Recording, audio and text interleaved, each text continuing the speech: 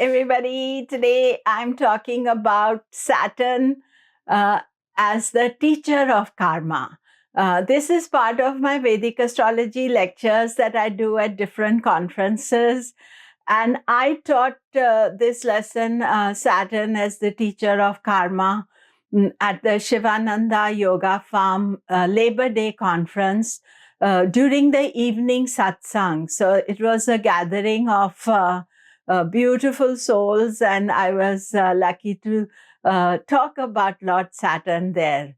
And you know, Saturn is the planet that deals with our karma, and he teaches us some lessons to learn about karma. So it is important that we listen, learn, and this is why people also want to know more and more about Saturn. So let us explore.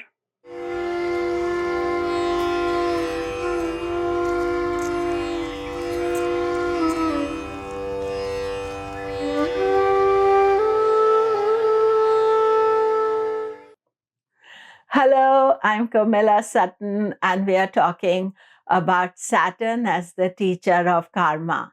Do remember to subscribe, press the bell notification. Also, I'd want to remind you that my courses on Vedic astrology are beginning in March 2023. These are live courses. I have four courses that take place Monday to Thursday. And these are from foundation, rules of interpretation, prediction, and then the advanced course for 2023 is Panchanga, the mystical key to Vedic astrology. All courses are live. I will be there live teaching. There is no recording. And these are very intensely researched courses and a lot of information packed in it. Whether you want to study for self-improvement, you want to become a Vedic astrologer, then this is a good course to do. Each course is 36 weeks long, so the 3 years completes the full base. I would say full basic of a lot of knowledge for Jyotish, and those are 108 classes. So it is a wonderful online medium for everybody to study. Look it up. All the details are on my website, komilla.com, and I hope some of you can join. So we are talking today Saturn as the teacher of karma. Lord Shani, he has a lot of lessons for us to learn. And actually, those of us who learn them have a happier, easier, much more comfortable life. That is why, understanding, working out Saturn's roles and rules are very important. So this lecture, I gave it at the satsang at the Shivananda Yoga Farm conference. But it's a great pleasure to be here, and with such good company. I see many people I know. I can see Stephanie there, of course. Bill was there. Andrew, I haven't seen him for 3 years. We talk online. You think you're meeting people. So it's so nice seeing you here as well. And I saw you. I was here a few months ago before Swamiji went to New York. So I've met some of you before. So it's lovely to see you. Last week I had gone to the Livermore temple. And this Lord Shiva is from the Livermore temple. And they had just done what they call a Kumbhabhishekam, which means they beautified the whole temple. And so the Navagrahas were really shining. And today we are talking understanding Saturn as the teacher of karma. And one aspect of Saturn is that he likes to delay things. So he makes us test our patience as well. So And this is me taken this weekend. We went to take some photographs near the Golden Gate Bridge, and the fog was there. So no Golden Gate Bridge, just beautiful fog. So that is so. Let us just do a little bit chanting. Swami Gyana did beautiful chanting. I just want to do some Navagraha chanting. Om Gam Ganapataye Namaha. Om Gam Ganapataye Namaha. Om Gam Ganapataye Namaha. Om Gurur Brahma Gurur Vishnu Gurur Devo Maheshwara. Guru Sakshat Param Brahman Tasmai Shri Guruve Namaha. Om Adityaya Somaya Mangalaya Budhaya Cha Guru Shukra Shani Bhyascha Rahuve Ketave Namaha. Om Shukraya Namaha. Om Shukraya Namaha. Om Shukraya Namaha. So today being Friday, so we are honoring Shukra as Venus. Venus's day today. And Venus and Saturn are great friends. So it's good to do a talk on Saturn. And I'm dressed appropriately. Today I wore black and white, white for Venus and black for Saturn. So the thing is this, that Saturn's main role in our chart, in our life, is to make us account for our karma while we are living this life. And this was a job given to him by Lord Shiva.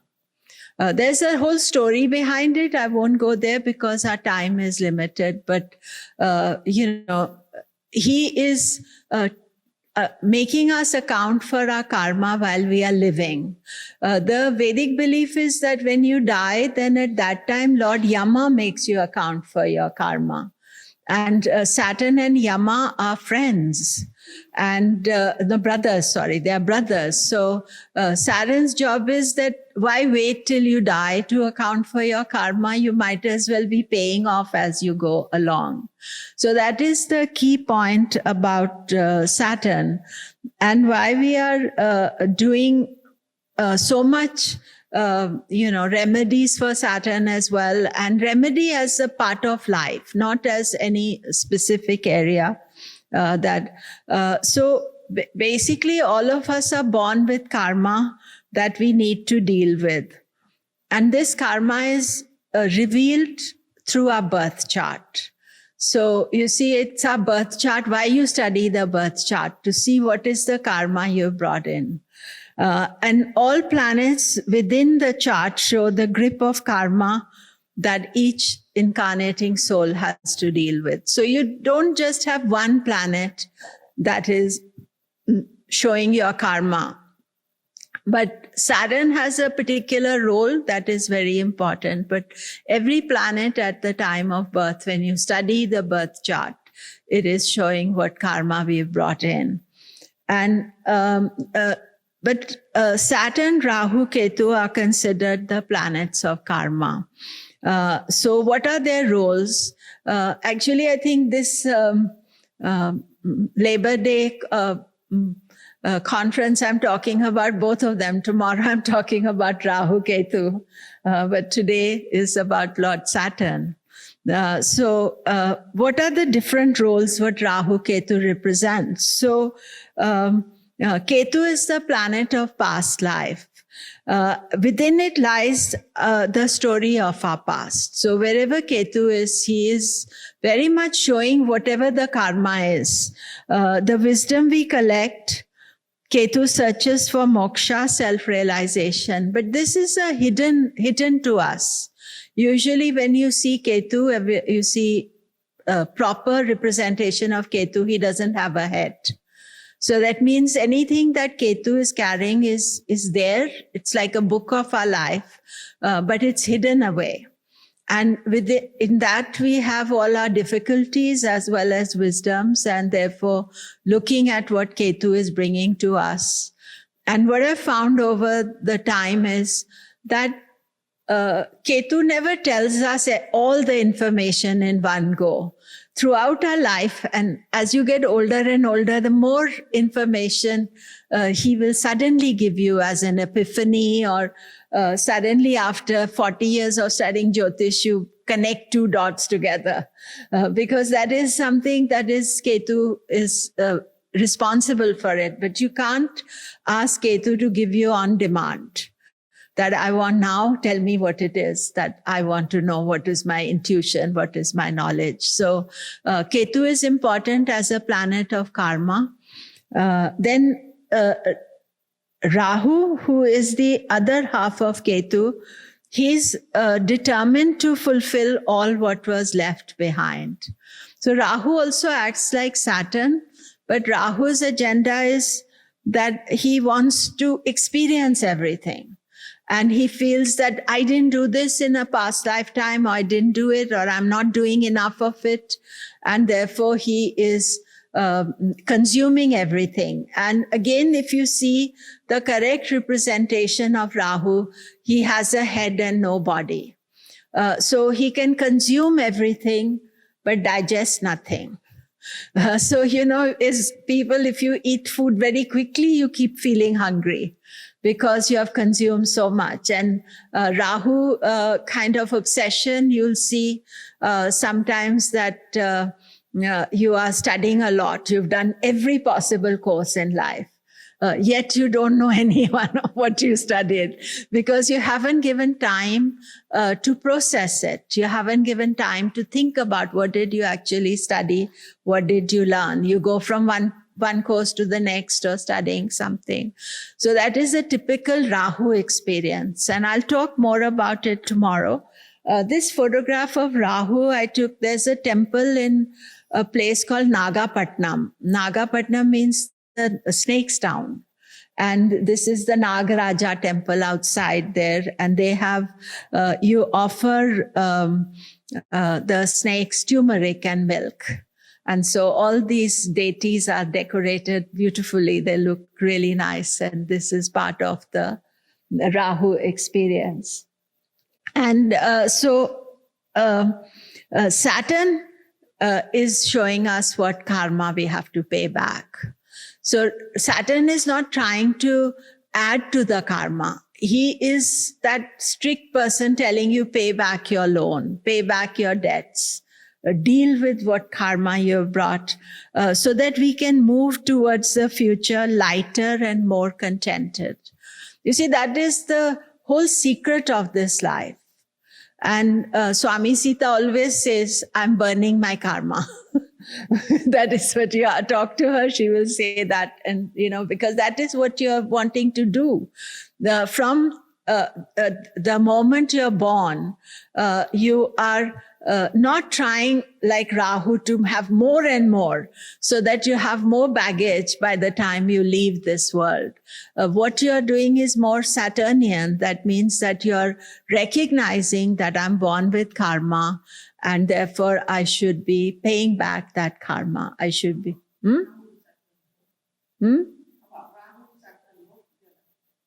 Yeah, well, that's... Well, Rahu acts like Saturn, but the acting is more like determination. And Rahu can also, if he is in a correct mood, he can make you also pay back karma. But mostly he is not in a correct mood. Mostly people are experiencing is more like desire. For that matter, even Saturn can act like that. He feels hungry and full of desire. In Kal Prakashika, they say Saturn is holding on, he's hungry, he's greedy. That is the negative side of Saturn. We are trying to explore the more higher positive side of Saturn, what he should be, what we should be thinking about. So when you have Rahu Saturn together, then you've got to, or you have to learn how to deal with it, because it's quite intense combination that is there. So this photograph of Saturn, there's a small temple in Rajasthan where I took this photo from. And one of the interesting things of this photo is that Saturn has very big eyes here. And these big eyes are also connected to Saturn's aspect, because Saturn's aspect is regarded as difficult. And we were seeing a shloka about him, and I didn't realize that I had a picture of Saturn with big eyes. That's quite rare. Usually they don't have specially emphasized eyes. And here you can see this photograph. So Shani's message is for the spiritual aspirant. You see, every planet in your chart can behave well or behave badly, just like life. So when we are looking at a message of Saturn, sometimes you will see that people are not working with it properly. But a true spiritual aspirant should recognize their karma and lead a life in order to burn off the negativity. So therefore, from beginning to end, at whatever stage of life, you could be 30, 40, 50, whatever time you get that recognition that there's something that you need to let go, you need to reconcile, then that's the time your awareness comes. But as an aspirant, which I think here at Yoga Palm, all of you are, and we have a big online audience as well today. So welcome all of you in China and Vietnam. So maybe other places as well. So therefore, the life has to be that, I would say it's like they talk about the footprint, karmic footprint should be light. We shouldn't be treading on life very heavily, so that we are having a lighter way of living and using. Of course, you can't change everything. You can't improve everything. So while we are bound by karma of past lives, understanding it, taking positive steps to deal with us helps clear the burden of karma. So you see, very often people sometimes feel that astrology is binding you, or it is all destiny based and karmic. But actually the idea is not to be bound by destiny, but to understand that there are some issues that we bring into life and that we are working to deal with it. And so that is the free will, the true free will, that you are trying to, clear your burden of karma. That is, so Saturn in your chart will show the challenges. So natal Saturn in your chart will show the challenges. And of course, it helps deal with life's challenges as well. Saturn, weak or strong, needs to be understood. So hopefully this short class that we are doing today, that makes you want to learn more about Saturn. So one of the greatness of Saturn is that he's the great leveler. He teaches lessons to all. So you can't say, I'm rich, so Saturn is not going to bother me. So whether you're rich or poor, spiritual or non-spiritual, yogi or bhogi. So yogi, the people who are on a spiritual path. Bhogis are those who are living a worldly life, who are experiencing the world itself. So he doesn't let you have this ego that I'm spiritual, so I'm not going to experience this. So that is most important to understand. He's democratic by nature. That is why actually even in politics, the democratic parties are ruled by Saturn. So he is democratic. He teaches lessons to everybody. He wants us to reconcile our karma now. That is the real lesson. And in the stories, you see that he has taught a lesson to all the various gods and goddesses. He appears and he teaches something to them as well. Saturn's impact is often dreaded, but its malefic forces are misunderstood. He's only making you account for your karma. If we work to keep our karma in check, then his impact is much easier to deal with. So I know myself that when I was younger, growing up in India, and we only had sort of conversation aspect about Saturn, used to be very scared about Saturn. And people would say, oh, you are having a heavy Saturn, and you'd feel very worried, God knows what's going to happen. But over the years, I realized that there's so much positive about Saturn, but we have to have a certain mindset, that we have to think about it and have a certain mindset to it, because that is the thing. And so we feel Saturn's influence in our natal chart. So obviously, first thing you would look at is the chart itself. Where is Saturn? Then by transits. Actually, transit is very much Saturn making us pay our karma, because Saturn is moving 2.5 years in different signs, and that is the area he's making us deal with some tough issues.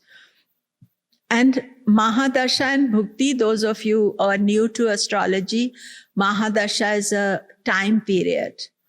And, when that dasha comes, then also we are going to experience Saturn.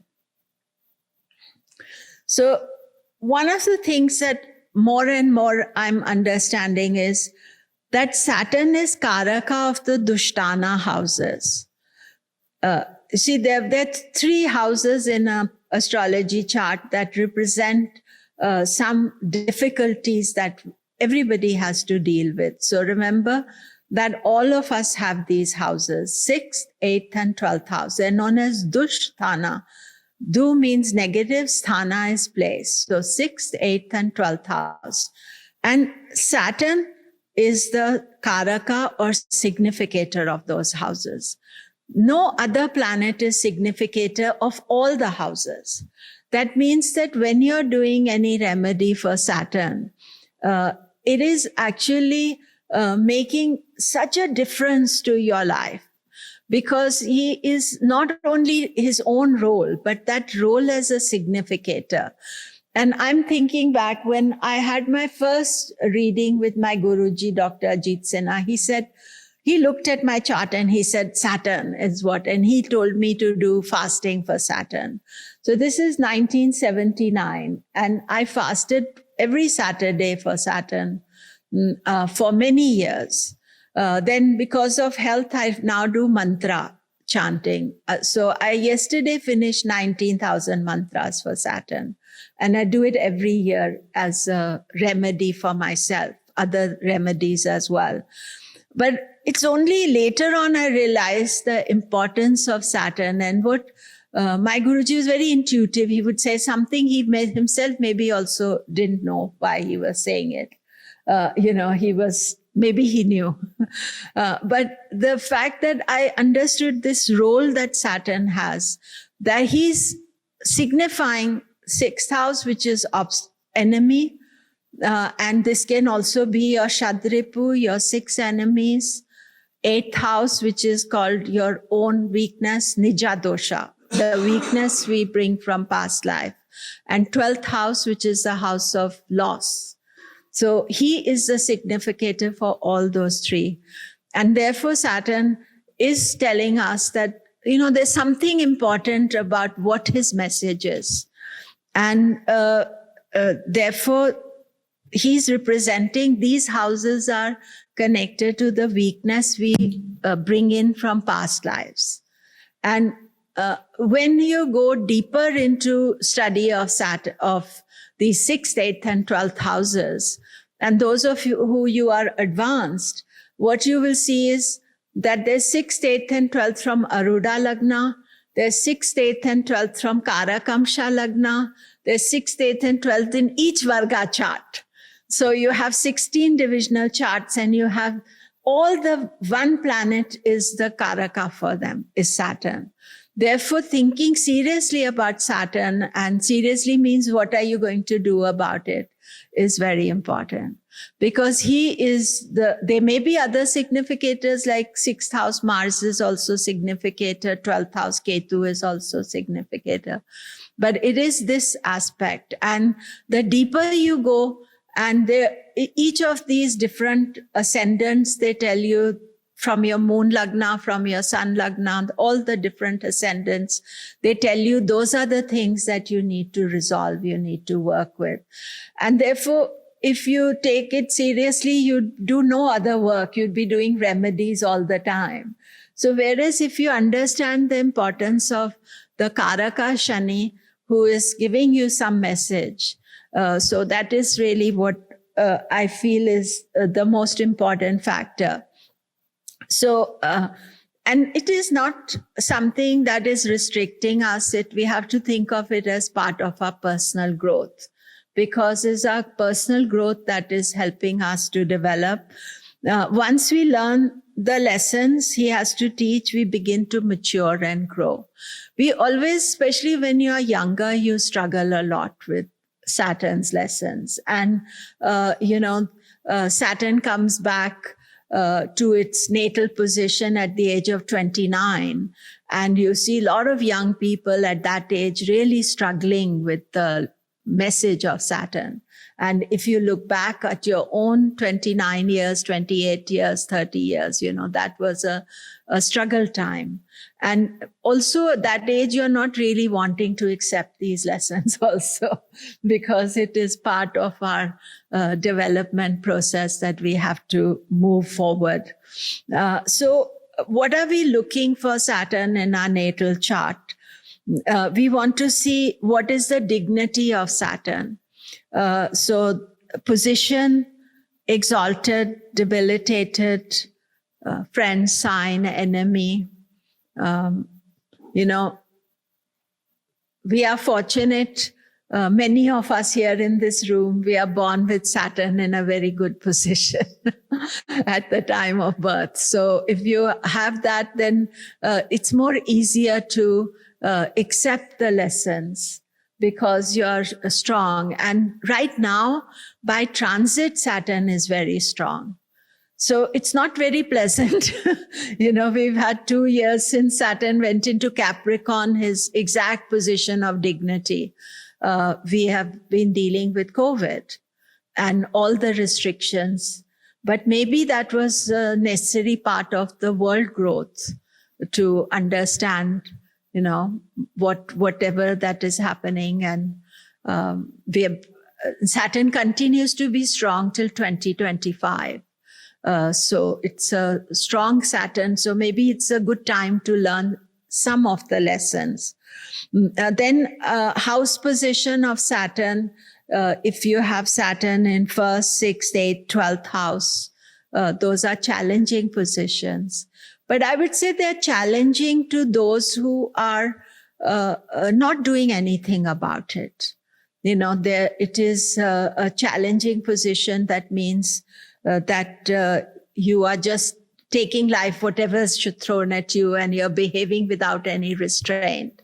I would say Saturn in the 1st house is quite challenging, more than the others, because he's in your face. So that every day you have to be friends with him. You have to learn how to deal with him. And then planets conjoining Saturn.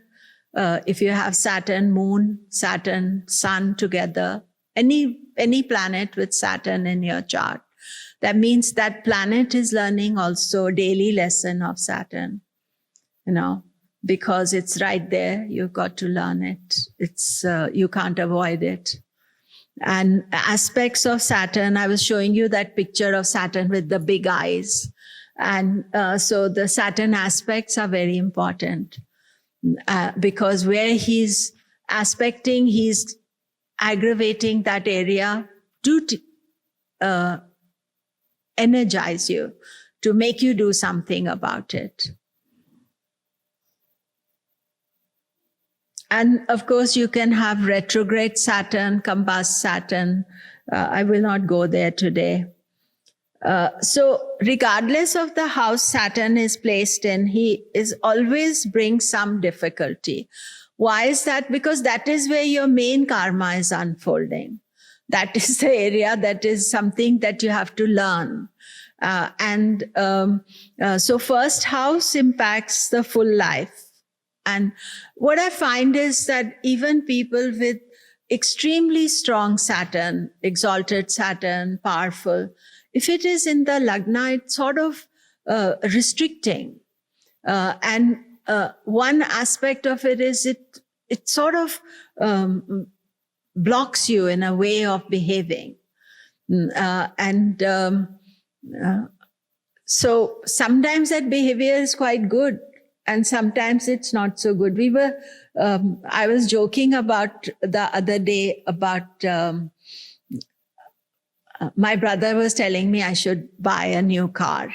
And I was telling him, no. I said, I'm following Warren Buffett's advice. He's saying, don't buy a new car and don't spend money. So I said, I'm not following his spiritual advice. So then one of my students said, of course, he has Saturn in his ascendant. So if you hear Warren Buffett's advice, they're all very Saturn related. You don't spend money, don't move house. He's living in the same old house. And I know his chart, but I hadn't thought about it. That is sort of sometimes people, without knowing, are unconsciously doing the right Saturn thing. It's not that they are studying their chart or not, but the Saturn is still there. So there he has dedicated, despite the fact that he has dedicated his life to making money. I get this Apple News. So every second day they're giving some words of wisdom of Warren Buffett. And now I'm going to listen to them more as a Saturn advice. And they're all very Saturnian. And so despite all the wealth and the riches and all, he's got the same old car, he's got the same old house, he's got the same old, so that is an aspect. The first house is. Second house is finances. Childhood can be tough. Speech, you may speak less. You may talk less. And or too much, but mostly Saturn is less. It's not, you'll keep to yourself. Third house is generally good because you're more cautious, careful. That is regarded as a good position for Saturn. Fourth house can bring dissatisfaction, detachment with mother, depression in extreme cases. You see, each chart you have to study separately. These are general things that you are looking at, but there's maybe some karma with mother. If you have a fourth house Saturn, that means you have to look after her, care for her, but Saturn, one strange thing about Saturn is that he can be very angry. People tend to think of him as a, detached person, but he's very angry. And that is why Lord Shiva gave him this job, to calm his anger down. So Saturn's anger is of resentment. So wherever Saturn is, that area, you can resent that situation and you can hold on to anger. And today my mom gave a very good secret of why she's 91. It's 91 this week. And she said, I don't hold on to my anger. So she says, that is why I've forgiven people. So that anger of Saturn is resentful. It keeps holding on to it. It's not like Mars anger. I've said it, done it, that's it. So fourth house, it's hidden position.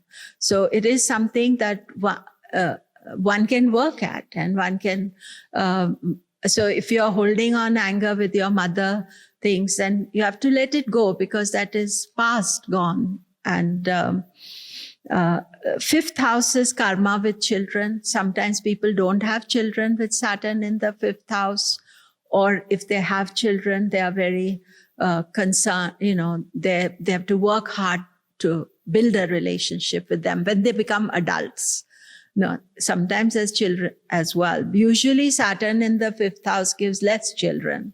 It's not more children. A sixth house is regarded as a good position. Now, although that is a weakness there, but if Saturn is there, he can overcome the weakness. Sixth house is a upachaya house. So planets, usually Saturn does well there in the chart. Seventh house is strong, but he's not good for relationships. If you have Saturn in the seventh house, your karma is, sometimes you face difficult karma with relationship. So you have two choices. One is to continue having relationship or detach. I find that men deal with Saturn in the seventh house better than women. Women find it, can have a partner who's more cold towards them, not nurturing towards them. But it's good for career, it's good for all other things, just not for relationship. Eighth house is old karma that needs to be reconciled now. So eighth house Saturn, they say it gives you a long life so that you can work out all your karma. So it's not regarded as from a long age point of view, a difficult situation. But eighth house generally is if you don't reconcile the karma. So some people, they reconcile and it's very brilliant and very good. But if you just allow that situation to become weaker and weaker, that is the problem. Ninth house, inability to listen to advice. And Saturn has a purpose for that, because most people with Saturn in the ninth house will say, let me make my own mistakes. Let me learn myself. So there's nothing wrong in it. Sometimes, they say the elder people say, I'm telling you, don't do it. But if you have Saturn in the ninth house, you'll do it, then regret it, then think, oh yeah, they said 10 years ago, I shouldn't have gone that route. So that is, you could say it's plus or minus, because if you don't listen, you may make your own mistakes. You may learn much better from it. But it can also be the opposite. That means there's a lot of struggle. 10th house, hardworking, good for career. However, you may sometimes with Saturn, he can suddenly give a drop in career. That means you have a very good career and then suddenly you can lose the career as well. 11th house regarded as a very good position for Saturn to be in. 12th house, losses, attachments that are hard to let go. You see, 12th house is a very interesting house because it is the house of loss or moksha. But you can only find moksha if you let go of your attachments. And any planet in the 12th house struggles with attachments. So once you'll understand that there are attachments, that is part of yours. So that is why when you see people with planets in the 12th house, you think, oh, they will be desiring moksha. But the opposite of moksha, the attachment is there. And Saturn's role is very clear. He says, pay your karma, then you can be detached. Pay first, do your karma. Pay your dues, then you can go for moksha. You can't go straight to moksha if your dues are not paid. So that is his role. That is what he's telling you in your chart. That is what he's telling you by transit, by dasha period, whatever aspect that you're looking for. So generally, if you have planets conjoined with Saturn, then those planets are, will suffer. So Saturn with moon gives a restless mind. If you have I have Saturn with Moon. That was why I wanted an astrology reading, not knowing that I have Saturn with Moon when I went at a young age to have a reading done, because that my mind was very unsettled and it was going everywhere. Sun, difficulties with father, ego, those in power. Conjunctions with malefic, Mars, Rahu, Ketu always are challenging. If you have Saturn with Venus, it's about relationships. That's the karma because that's the planet next to Saturn. Mercury, thinking. Jupiter, very rare. If you have Saturn, Jupiter together, that only happens once every 20 years. So all of us recently experienced that in 2020. Next time Saturn, Jupiter will be together will be 2040. So you see, you have to wait 20 years for the Saturn, Jupiter. So whenever I'm looking at a chart and they have Saturn, Jupiter together, I always feel that's a very special chart because it's something coming rare in their chart. So famous Saturn, Jupiter's Barack Obama. He was born in 61. So that was Saturn, Jupiter at that time. So those are rare charts. Then Saturn aspects, I won't go there. So let us look at some of the remedies of Saturn. And I don't know how long you want me to talk up to. Till 9? Okay, so we are good. So Saturn is the servant in planetary cabinet. So karma yoga is one of the best remedies you can do. So here at the ashram, there are many karma yoga opportunities and you may struggle about doing them, but you should be very happy to do it. Oh, give me some more karma yoga to do. Because that is, my Guruji used to say, you can't spend your money out of Saturn. He would say, you have to make a personal effort. That's why he said you have to do the fasting. Because he said, you can't just say, oh, I have Saturn, don't bother me. You have to have something. So the karma yoga, that's why the name is karma yoga. That means you're doing selfless service, not expecting reward. You can do it at the ashram, you can do it outside ashram as well. But the karma yoga, here they have, need and opportunity as well. But karma yoga is a way of life, to think about. It's not about karma yoga where people are taking advantage of you. That is where some discrimination, you have to understand that this is the right type of karma yoga I'm doing. Sometimes, people are just being of service to the wrong people or the wrong things.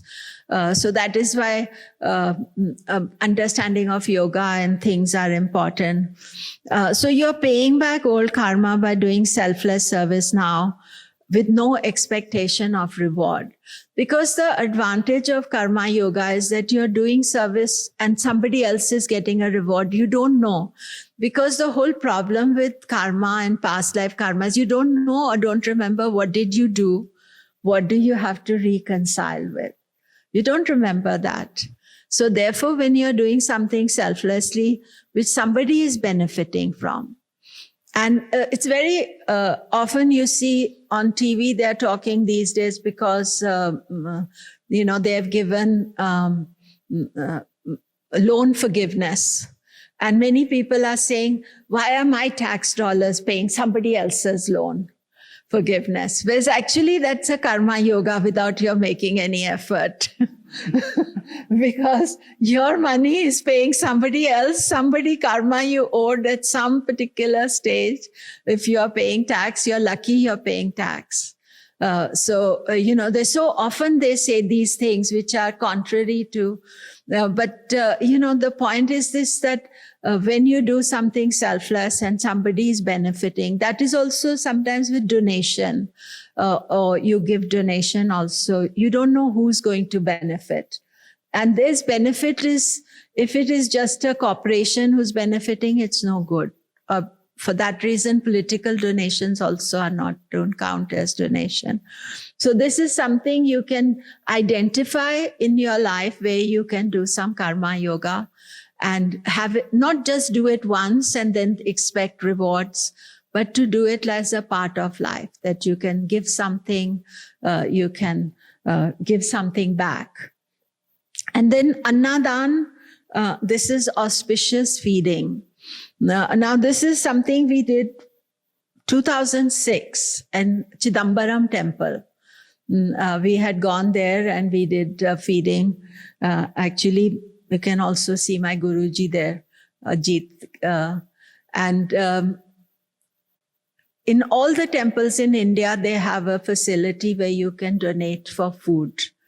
But you can donate to a food bank.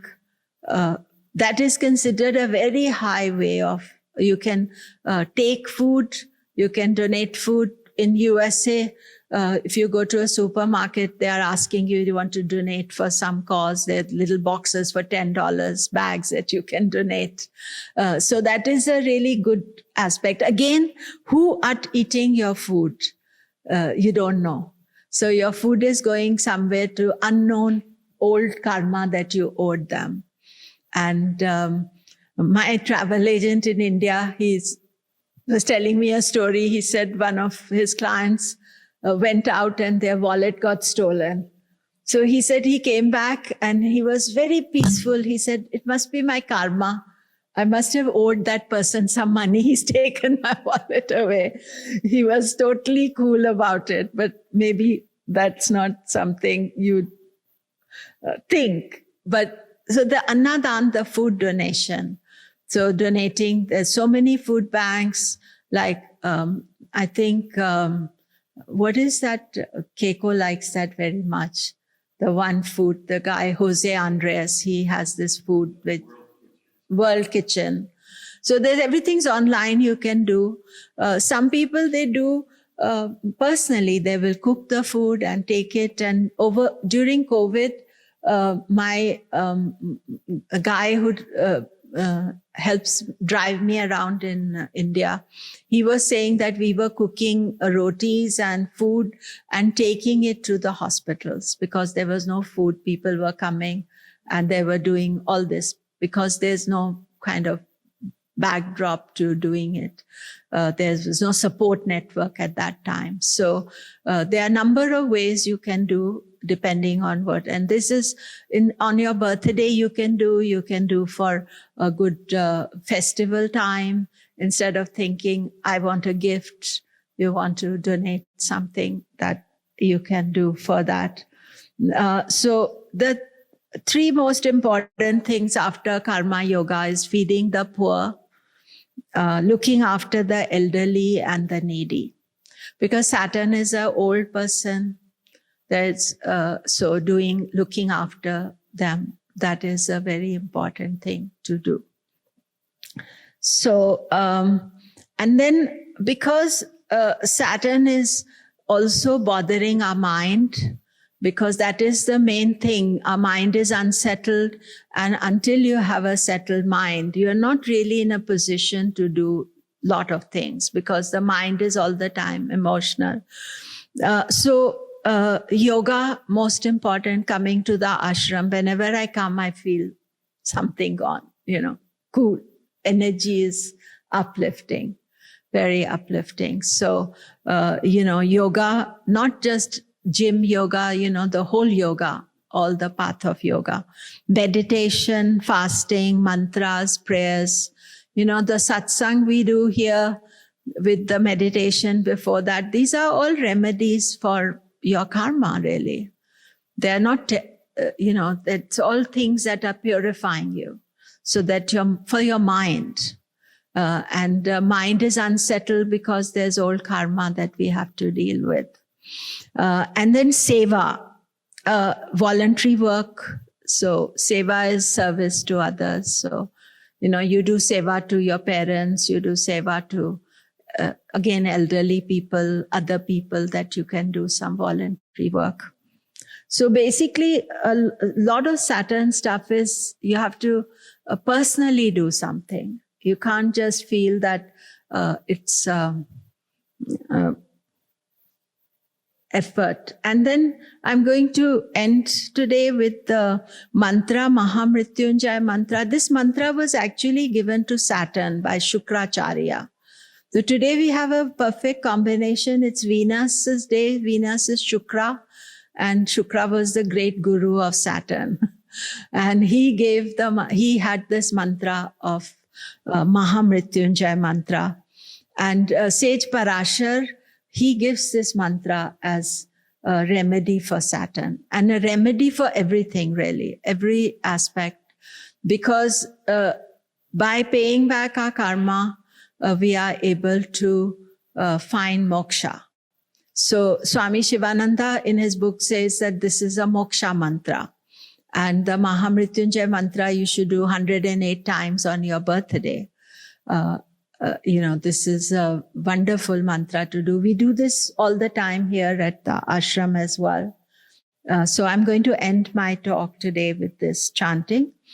Om Triambakam Yajamahe Sugandhim Pushtivardhanam Urvarukamiva Bandhanan Mrityor Mukshiyam Amritat.